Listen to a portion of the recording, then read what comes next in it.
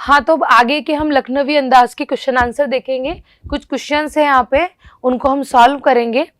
ठीक है, question number 1 है, लेखक को नवाब साहब के किन हाव भाव, हाव भाव का मतलब होता है एक्सप्रेशंस, हाव भावों से महसूस हुआ कि वे उनसे बातचीत करने के लिए तनिक भी उत्सुक नहीं थे, क्योंकि वो इंटरेस्ट नहीं दिखा रहे थे। तो इस बारे में हमें इस क्वेश्चन में बताना है कि क्या एक्सप्रेशन से वो अपना बताना चाह रहे थे कि उन्हें बात करने में कोई भी इच्छा नहीं है, उत्सुकता नहीं है।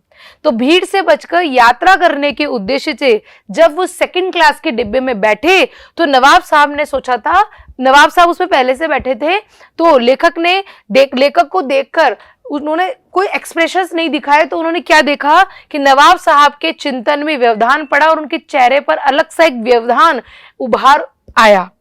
नवाब साहब की आंखों में असंतोष का भाव उभर आया। उन्होंने लेखक से बातचीत करने की पहल स्टार्टिंग नहीं की। लेखक की ओर देखने के बजाय वह खिड़की के बाहर देख रहे थे। कुछ देर बाद वे डिब्बे की स्थिति को देख रहे थे। इन हाव भावों को देखकर लेखक ने जान लिया कि नवाब साहब उनसे बात करने के लिए बिल्कुल भी उत्सुक नहीं थे। अब नेक्स्ट है हमारा क्वेश्चन नंबर 2।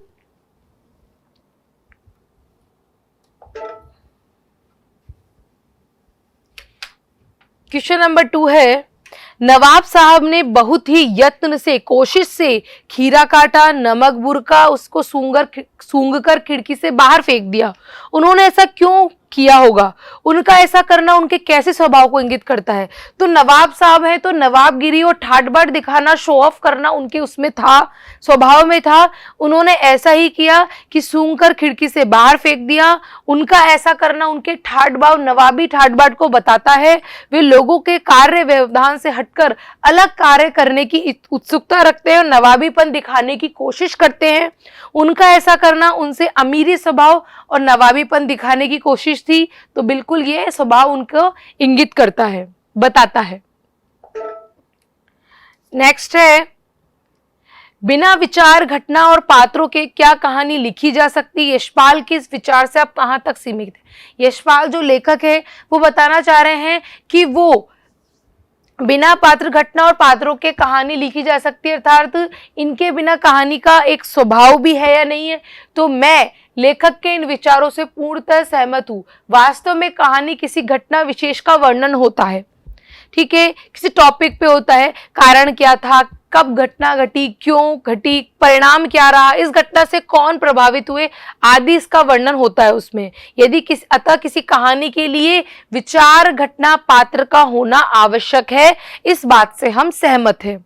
ठीक है, क्वेश्चन नंबर 4 है, आप इस निबंध को और क्या नाम देना चाहोगे? तो हम तो नवाबी अंदाज या नवाबी दिखावा या नवाबीपन, और या फिर ये भी लिख सकते हैं रस्सी जल गई पर बल नहीं गया, ठीक है, ऐठन रह गई। इसका कारण ये भी है कि नवाब साहब की नवाबी तो कब की चुन चुकी है, पर उनके नवाब की ना, उनका ठसक, उनका दिखावा की प्रवृत्ति अभी भी कायम है। ठीक है, तो रस्सी जल गई ही पर ऐठन न गई या नवाबी दिखावा।